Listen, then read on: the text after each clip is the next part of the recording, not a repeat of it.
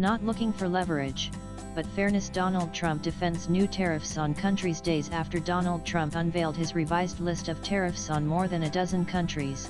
The U.S. president on Monday defended his move and said the United States should have done the same years ago.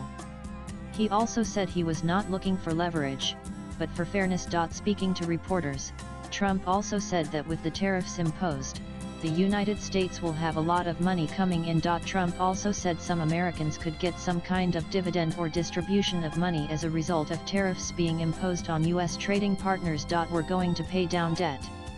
We have a lot of money coming in, much more money than the country's ever seen, by hundreds of billions of dollars, Donald Trump told reporters. There could be a distribution or a dividend to the people of our country.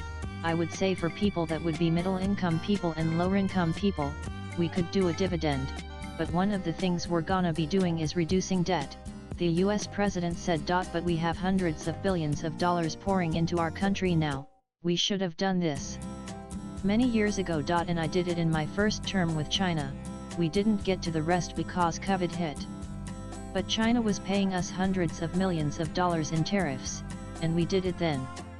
Then Joe Biden screwed it all, he added. Nan, I'm not looking for leverage, I'm looking for fairness, Trump said. We want to see reciprocal wherever we can, and all I can say is this, our country will be taking in hundreds of billions of dollars, the US president added. Barely 6 months after he returned to the White House, Trump retreated temporarily after his Liberation Day announcement triggered a rout in financial markets and suspended the reciprocal tariffs for 90 days to give countries a chance to negotiate. The US slapped a 25% tariff on India, potentially impacting about half of the $86 billion Indian exports to America, while the other half, including pharmaceuticals, electronics, and petroleum products, continued to be exempted from the levy. New Delhi continues to be engaged in talks with the US to work out a trade deal, but will make no compromise on agricultural, dairy, and genetically modified GM products, news agency PTI quoted sources as saying.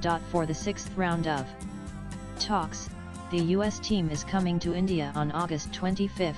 It added. The United Kingdom agreed to 10% tariffs on its exports to the United States, up from 1.3% before Trump amped up his trade war with the world. The European Union and Japan accepted US tariffs of 15%.